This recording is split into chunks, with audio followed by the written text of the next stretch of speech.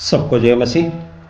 पिछले एपिसोड में हम लोग यही देख रहे थे कि इसी सदी में, इसी दशक में एक बहुत बड़ी घटना इस दुनिया भर में हो गया।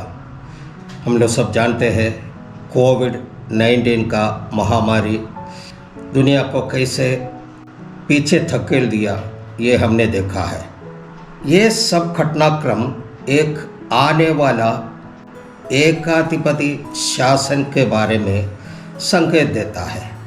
आजकल सारे दुनिया के नेता लोग चर्चा करने वाला एक विषय है, जिसकी चर्चा 2020 के पार्लियामेंट्री सेशन में हमारा प्रधानमंत्री नरेंद्र मोदी भी विस्तार से सदन को समझाया है। वो है द न्यू वर्ल्ड ऑर्डर। इसका संक्षिप्त में यही है, सारे दुनिया में हो रहे समस्याओं को निपटाने के लिए सर्वसम्मति से एक व्यक्ति दुनिया को चलाएगा या शासन करेगा। यह द न्यू वर्ल्ड ऑर्डर के बारे में 19वीं सदी में चर्चा शुरू किया था, लेकिन इसके बारे में करीब 2700 साल पहले भविष्यवाणी करके हमारे हाथ में जो बाइबल है, इसमें लिख कर हमें दिया है कि जिसके कान हो वे सारे लोग, सारे मानव जाति सुन ले और समझ ले कि आने वाला समय में द न्यू वर्ल्ड ऑर्डर आने वाला है। एक वचन को पढ़ते हैं, प्रकाशित वाक्य उसका 13 अध्याय का 8 और 9 वचन। और पृथ्वी के वे सब रहने वाले जिनके नाम उस मेमने के जीवन की पुस्तक में लिखे नहीं गए, जो जगत की उत्पत्ति के समय से घात हुआ है, उस पशु की पूजा करेंगे। जिसके कान हो वो सुने। यहाँ लिखा है पृथ्वी के वे सब रहने वाले उस पशु की पूजा करेंगे। यहाँ पशु करके संबोधित किया है, किसी जानवर के लिए नहीं, बल्कि हर एक कुल, हर एक लोग, हर एक भाषा और जाति पर अधिकार मिला हुआ एक व्यक्ति। यही एक व्यक्ति के हाथ में सारा अधिकार चला जाएगा। द न्यू वर्ल्ड ऑर्डर भी एक व्यक्ति अधिष्ठित है। अगर आप इतिहास पढ़ेंगे तो हम देखते हैं इसकी शुरुआत पहली विश्व युद्ध के खत्म होने के कुछ दिन बाद हुआ था, क्योंकि उस समय सारे राष्ट्र हर एक रीति से खत्म हो चुकी थी। उस समय कुछ राज्य मिलकर ये विचार किया कि हम ऐसे आपस में लड़ने से कोई फायदा नहीं। दुनिया के तरक्की के लिए सबको एकजुट होना और उसके लिए एक नेता की ज़रूरत है। उसके लिए उन्होंने एक नेता को चुन लिया था, जिसका नाम है वुडरो विल्सन। आप ये गूगल में देख सकते हैं। उसका एक छोटा सा क्लिप हम देखते हैं। In the past, after the first world war, Woodrow Wilson emerged as leading the international community to the right path. Thereafter, Franklin D. Roosevelt played a leading role in guiding the destiny of the world during and after the Second World War. The establishment of the World Bank, IMF, and the all-important United Nations were the significant institutions that came up under the guidance of Franklin Roosevelt. ये हमने Google से लिया हुआ एक reference है। इसमें आप समझ सकते हैं पहला विश्व युद्ध के बाद न्यू वर्ल्ड ऑर्डर का आवश्यकता के बारे में राष्ट्रों ने महसूस किया और एक नेता को चुन लिया है, वो है वुडरो विल्सन।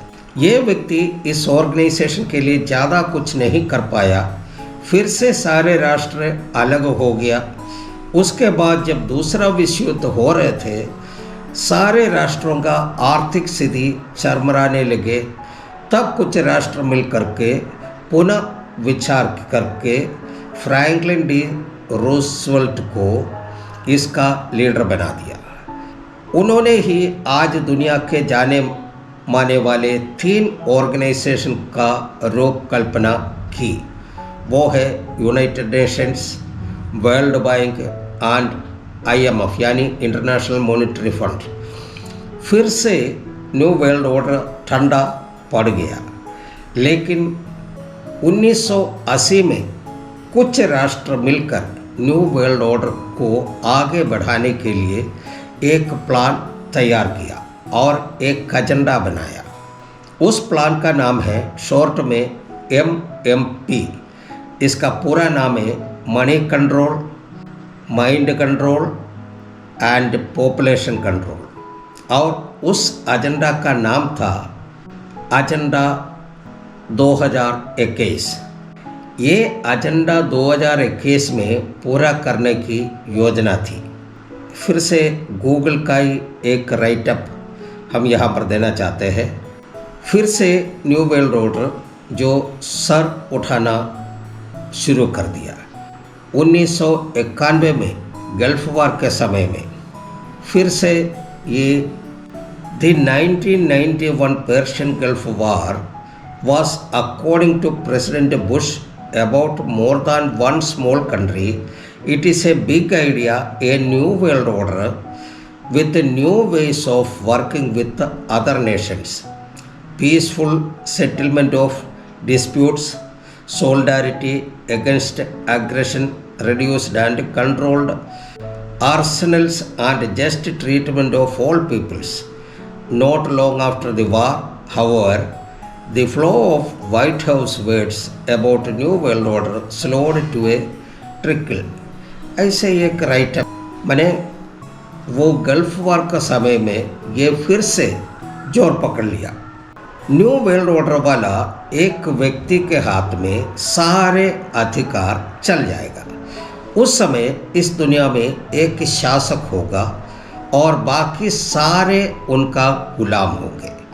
गुलाम एक पुतले के समान मालिक यानी उस शासक का आज्ञा का पालन करेंगे, सारे दुनिया को अपने इशारे से चलाएगा। अभी इन लोगों का एजेंडा का पहला जो मनी कंट्रोल है, जो MMP है, उसको हम थोड़ा सा देखते हैं। पहला है मनी कंट्रोल। तो सारे दुनिया धीरे धीरे कर रहा है। आगे चलकर कैशलेस ट्रांजैक्शन हो जाएगा। हर एक व्यक्ति के हाथ में या माथा पर एक चिप डाला जाएगा, उसी से ट्रांजैक्शंस और लेन देन देना होगा और उसका नंबर होगा 666। इसके बिना आप कुछ खरीद नहीं पाएंगे, ना कुछ बेच सकेंगे। ये चिप का कंट्रोल आपके हाथ में नहीं बल्कि उस एकाधिपति के पास होंगे। उसको विस्तार से बाद का आने वाला समय में बताएंगे।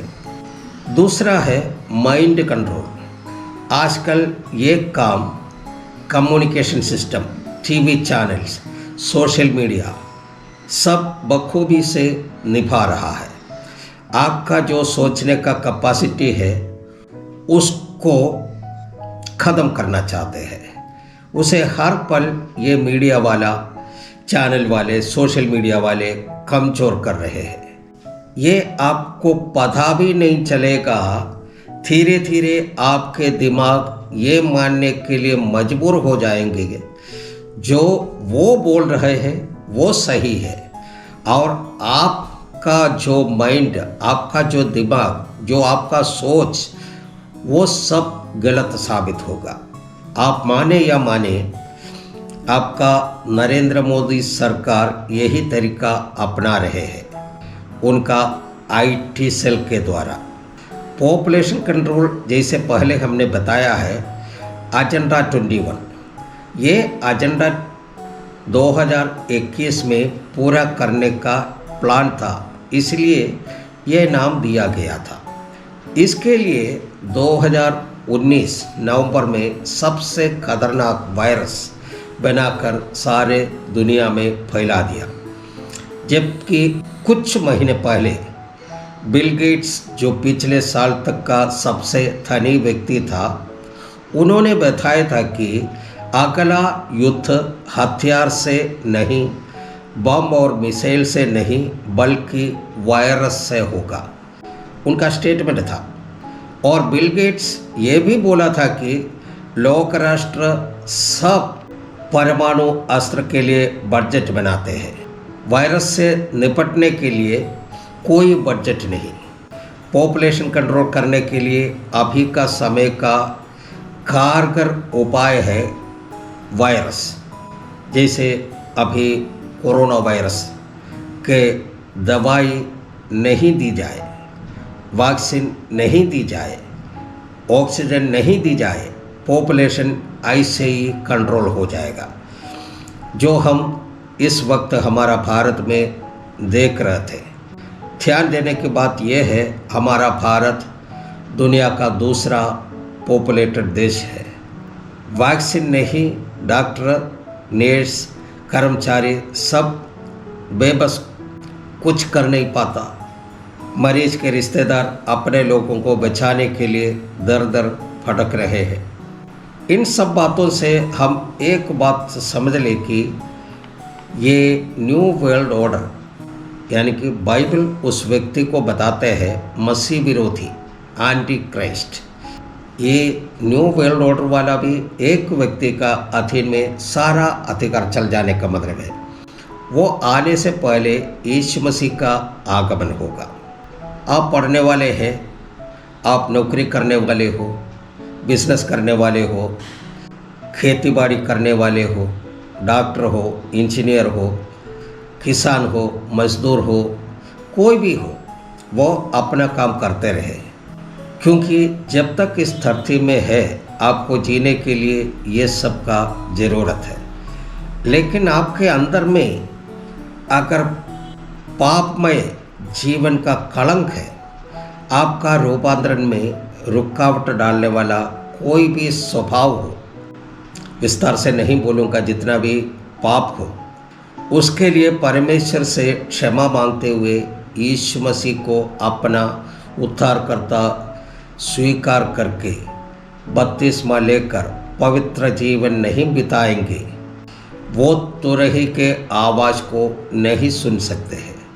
आपका गाड़ी छूट जाएगा, केवल पवित्र जीवन बिताने वाले यीशु के साथ जाएगा। प्रभु यीशु मसीह का पवित्र और बहुमूल्य लहू से धुला हुआ लोग, मेमने के विवाह में निमंत्रण मिला हुआ लोग, यीशु मसीह का दोबारा आगमन पर उठा लिए जाएंगे। बिना निमंत्रण के आए हुए लोग, यानी कि ऑडिटोरियम के बाहर कैटरिंग वाला फेंका हुआ वेस्ट खाने के लिए जैसे कुत्ता आते हैं, वैसे आकर देखते रहेंगे। इस दुनिया में 800 करोड़ लोग हैं। परमेश्वर के वचन कहता है, बुलाए हुए बहुत थे, चुने हुए कम है। जो शादी के वस्त्र पहने हुए हैं, उन्हें साथ ले जाएगा। आलीशान बंगला बनाया, जितना भी धन इकट्ठा किया, नई नई गाड़ियाँ खरीदी, मेट्रो सिटी में सब एक एक फ्लैट खरीद के रखा, उसका दाम 5-5 करोड़ से ज़्यादा हो सकता है। उस घर के अंदर में घर मालिक का काला खलूठा बदसूरत छोटा बच्चा खेल रहे हैं। मान लीजिए उस घर में भीषण आग लगी, घर मालिक क्या करेगा? किसको पहले उठाएगा? बच्चा जो बदसूरत है उसको उठाएगा कि अपना धन संपत्ति इकट्ठा करने जाएगा? जाहिर है कि उस बच्चे को ही उठाएगा। कारण क्या है? कार बंगला सब उनका पैसा से है, लेकिन बच्चा अपना लहू से है। वो कीमती है। इस धरती से पवित्र लोग जब उठा लिए जाएंगे तो यहाँ पर क्या बचेगा? अपवित्र लोग। और पवित्र लोग छोड़कर गया हुआ या छूटा हुआ सामान, उसको कब्जा करने के लिए जो आने वाला है उसके 6 नाम है। पहला है शैतान, वो प्रकाशित वाक्य 20 अध्याय का 2 में लिखा हुआ है। दूसरा है पशु यानी विरोधी मसीह, वो प्रकाशित वाक्य 13 अध्याय 1 में लिखा हुआ है। तीसरा है झूठा भविष्यवक्ता, प्रकाशित वाक्य 13 का 12 में। अधर्मी, उसके बाद 5वां है वो लॉलेसनेस, माने वो कोई कानून को नहीं मानने वाला है, वो थिस्सलुनी 2 का 7 में लिखा हुआ है। 6 है फरमाने वाला, दूसरा यूहन्ना का पत्री उसका 7 वचन। ऐसा एक व्यक्ति यानी विरोधी मसीह यानी न्यू वर्ल्ड ऑर्डर परमेश्वर के योजना के मुताबिक भारत समेत सारा दुनिया के राज्यों को 7 साल अपने नियंत्रण में चलाएगा। अभी यहाँ पर समाप्त करते हैं, अगले एपिसोड में फिर मिलेंगे। तब तक के लिए सबको जय मसीह, सबको धन्यवाद। परमेश्वर आप सबको आशीष देने पाए।